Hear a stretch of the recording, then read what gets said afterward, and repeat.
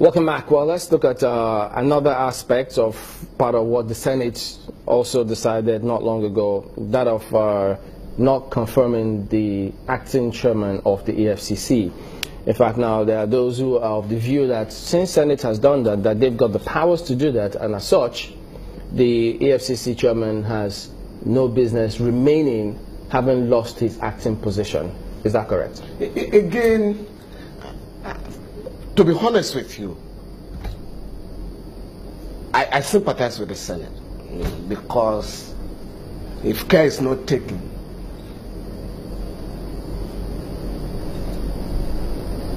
this set of senators will have, at the end of the day, exposed the National Assembly to such unfathomable ridicule, and to be unfortunate, to be a tragedy for the country.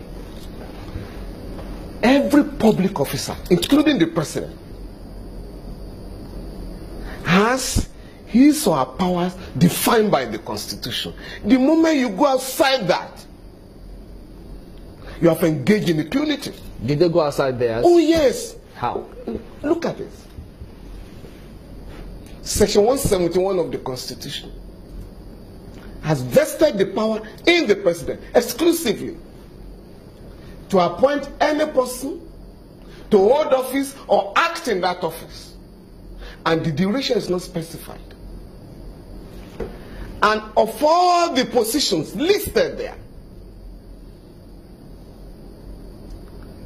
positions to be occupied by public officers without any reference to the Senate, Secretary to the Government of the Federation, permanent secretaries, head of service, and heads of extra-ministerial departments like the FCC or the ICPC.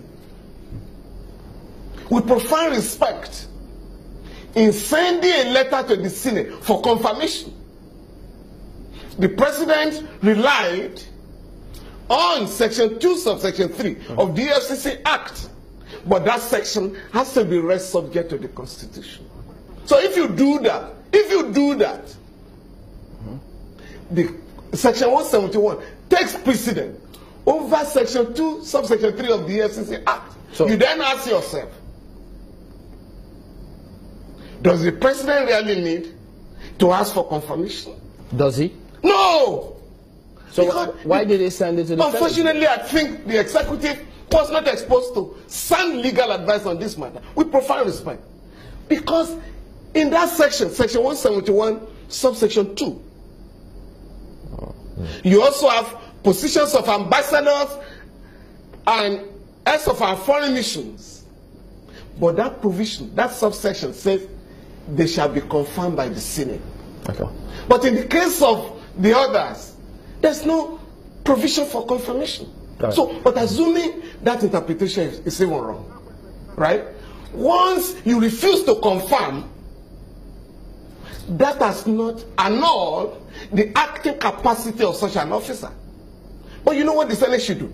With profound respect to the members, is to look at the limitations of their powers under the Constitution. And since they are planning an amendment of the Constitution, wait and effect proper amendment, because nobody could have envisaged that once the Senate rejects a confirmation, a Senate in Nigeria will say, oh, that name shall never be presented before us again. When in the past, there was a time when President Obasanjo presented the name of somebody 4 times. There was, I think, the head of NDDC, I think Mr. Ogoshuku, Oyoma Ogoshuku. The other one, Professor Borishade, Babalola Borishade. President Obasanjo presented his name 3 times for a ministerial position. If you now want to say, you can't use your rule to amend the Constitution But you can now, next time you want to amend the constitution, you can say, once we have rejected a nominee of the president, it shall no longer be represented, the nomination. Okay, well, what about the fact that some argue that the Senate had no business considering the report of the DSS, but others in counter-argument say, why not? Because if the DSS report was relied on for the judges to be in court today, why can't they to be honest with you, the executive simply played into the hands of the Senate. This Senate, with profound respect, was never going to approve the nomination of man. It's not possible. Why? Because not less than 50 members, with profound respect, are either standing trial or they are under investigation for serious fraud cases, corrupt practices. That's the only sense of proving guilty. No, it's not about that. In fact, the fact that you are standing trial or you are being investigated, you cannot sit. What if they don't have a quorum? No, to consider then you go and allow the law to take its course. Again, you may want to amend next time. But we are dealing with a house of about 109 members.